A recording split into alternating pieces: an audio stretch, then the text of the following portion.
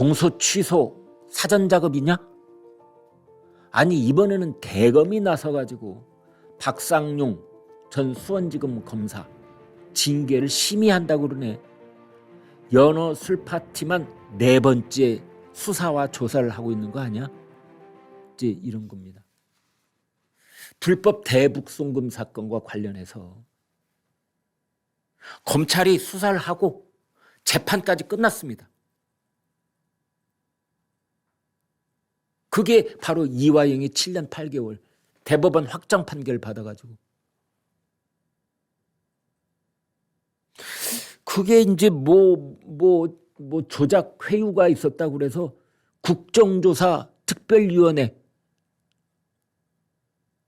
그 4월 한 달 동안 계속 시끄러웠잖아요. 국정조사 특별위원회 특별위원장 서영교 위원장의 그 카랑카랑한 목소리로 증인들 참고인들 그냥 다그치고 또 다그치고. 그 다음에 서울 고검에 태스크포스가 있었습니다. 그래서 연어 술 파티 거기 조사를 한참 벌였어요. 서울 고검에 태스크포스가 있었는데 이번에는 서울 고검에 위에 있는 대검찰청에서 감찰위원회를 열겠다는 겁니다. 이 도대체 몇 번을 터는 겁니까? 그놈의 연어 술 파티 의혹. 아니 김성태 쌍방울 회장이 국정조사에 나와서 제 나이가 지금 몇 살인데 그 먹는 것 가지고 얘기 좀 그만하십시오. 국회의원들을 질타하면서 먹는 것 얘기 좀 그만하라고. 내 나이가 지금 몇인데 아직도 그러면서 분명히 말하지만 술 먹지 않았습니다. 정권이 바뀌었기 때문에 김성태 쌍방울 회장이나 방용철 부회장이나 다 정권 입맛에 맞게 진술을 하면은 본인들에게 유리할 것이라는 걸 왜 모르겠습니까? 본인들에게 불리할 것을 뻔히 알면서도 자기들의 진술을 바꾸지 않고 연어 술 파티 없었다고 그러고 필리핀에서 리오남 만나서 70만 달러 줬다고 그러고 이렇게 진술을 다 증언을 했지 않습니까? 법정에서도 그렇게 하고 국회 국정조사에서도 그렇게 하고. 그런데 박상용 검사를 불러서 이번에는 대검찰청, 그러니까 우리나라 검찰의 가장 높은 조직인 거죠. 검찰총장이 있는 곳, 지금은 검찰총장 직무대행이 있는 곳이지만 거기서 감찰을 또 하겠다는 겁니다. 검찰이 그 오랫동안 수사하고 그 오랫동안 재판을 열어서 대법원의 확정 판결 7년 8개월까지 나온 사건을 국회에서 국정조사를 하고 특별위원회를 만들고 그 다음에 서울 고검이 태스크포스를 내서 술파티가 있었다고 또 얘기를 하고 이번에는 대검찰청에서 감찰위원회를 열고 지긋지긋합니다. 아주 그냥 지긋지긋해요. 국민들은 아무 관심도 없습니다. 이제 진실을 다 알기 때문에.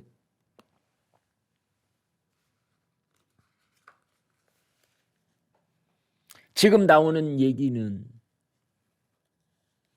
술파티는 됐고 박상용 검사를 어떻게든 혼을 내줘야 되겠는데 술파티는 됐고 야 피의자를 왜 이렇게 많이 불렀어? 그리고 너 변호사하고 통화했다는 거 그 내용 우리가 봤을 때 부적절해. 그래서 너 징계 때려야 되겠어. 이렇게 되는 것 아니냐. 그래서 정치권하고 법조계에서는 공소 취소를 하기 위해서 민주당이 사전 작업으로 박상용 죽이기를 하고 있는 것 아니냐.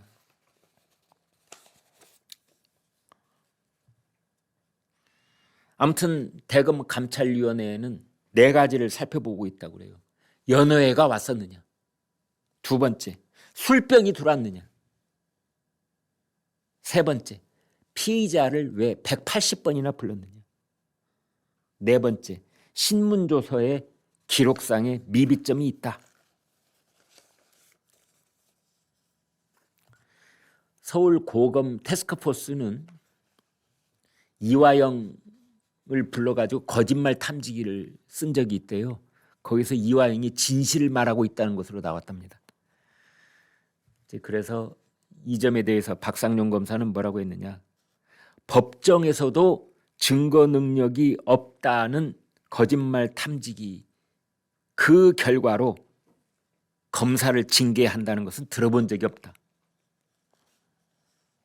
또 당시 대북 송금 사건 지휘했던 홍승욱 전 수원지검장, 수원지검의 감찰 담당이었던 박상용 검사가 검찰 내부에서 압수수색 영장이 쌍방울이 유출된 사건을 수사하다가 대북 송금 관련 진술이 나와서 수사가 확대된 것이다. 조작 없다, 회유 없다. 아무튼 구자현 검찰총장 직무대행이 이번 토요일까지 이제 박상용 징계 여부를 최종 결정을 해야 된답니다. 그리고 그것을 이제 법무부에 있는 징계위원회에 넘겨야 된다는 거죠. 그런데 지금까지는 이제 법무부 장관이 검찰총장의 징계 요구가 있어야만 징계 절차를 진행할 수 있었는데 작년 6월에 민주당이 법을 바꿔버렸습니다. 검사 징계법을 고쳐버렸어요. 그래서 법무장관이 검찰총장의 청구가 없어도 검사 징계를 할 수 있도록 바꿨습니다.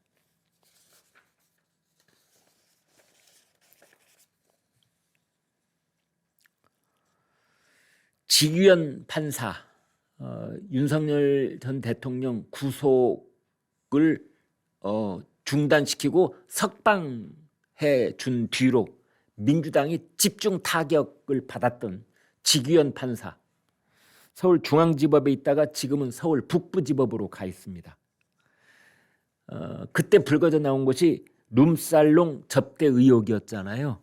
그런데 대법원에서 자체 조사 결과 문제가 없다 이렇게 결론을 내렸고, 대법원 감사위원회 접대는 없었고 직무 관련성도 인정하기 어렵다 그러고 있는데, 공수처가 지금 지규현 판사를 불러가지고 계속 조사를 하고 있답니다. 그래서 이거 망신주기 아니냐. 지금 종합특검이 말이죠. 제2차 종합특검 김건희 여사 관련해서 최재훈 대전지검 부장검사, 김민구 서울 남부지검 부장검사 불러서 조사를 하고 있다고 그래요. 수사 무마를 했다. 검사들 그렇지 않아도 검찰 이제 거의 붕괴 지경에 이르러 있고, 다 심사들이 복잡하고 빨리 옷 벗고 나가려고 하고 있고, 그런 검사들이 나날이 늘어나고 있는 그런 와중인데 참 만정이 떨어질 것 같습니다. 2차 종합특검 수사기관의 반환점을 돌았는데요. 구속하거나 재판에 넘긴 피의자가 한 명도 없답니다. 지금까지 내린 처분은 민주당 쪽 사람이었던 김관영 전북지사와 오영훈 제주지사를 불기소 처분한 게 전부. 새로 잡아들이거나 새로 기소를 하거나 뭐 구속영장을 청구한 사람은 한 명도 없고, 자기 진영 쪽에 있었던 전북지사하고 제주지사는 불기소 처분을 한 것. 이게 지금까지 한 일의 전부다. 그런데 제2차 종합특검이 쓰게 될 예산이 154억이랍니다. 154억. 인건비 중심이겠죠. 김광일의 제안이 하나 있습니다. 제2차 종합특검 154억을 쓰고도 성과가 없으면 그 종합특검, 제2차 종합특검을 발의한 정당 더불어민주당이 154억 토해놔야 된다고 생각합니다. 정당이 돈 많습니다. 네, 국고지원금이 매 분기마다 50억 이상 나가는 걸로 저는 알고 있습니다. 그러면 앞으로 줘야 될, 민주당에 줘야 될 국고보조금 거기서 까나가면 됩니다. 150억 정도 되면은 한 3번 까나가면 되겠네요. 그래서 금년 지금이 5월이니까 2, 4분기는 이미 지나가고 있네요.